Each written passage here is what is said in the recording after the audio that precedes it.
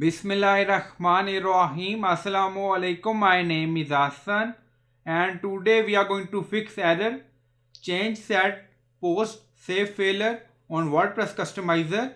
So we are going to fix this issue. So when we try to save some CSS and then click on publish, now you see error change set post save failure. So this error occurred due to post table in phpmyadmin. So we can add auto increment functionality in table in post for post ID or ID column. Now go to phpmyadmin. So we are in phpmyadmin. Now you see record 01.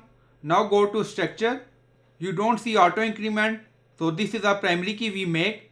If ID is not primary key, then select this and then click on primary. After that, this ID will make primary and then you see change. So click on it. When we select AI auto increment and then click on save, now you see error causes auto increment resulting in duplicate entry. Now go to data again. So we are in post table. Now you see our ID is 01. So we are going to change this ID number to temporary number. First we are going to find out maximum number ID. Now click on it and then you see 4. Now select.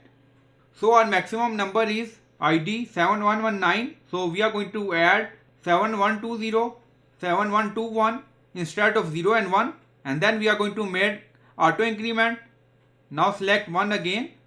Now click on it 7120. And then we are going to make ID auto increment. Now done. Go to structure again. Now go to change. Now select auto increment and then click on save. Now you see table WP post has been altered successfully. Now go to customizer again. Now refresh the page. Now add some CSS and then click on publish. Now you see publish done.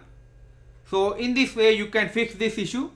So I hope you like this video. Please like, comment, share, subscribe. Thank you for watching.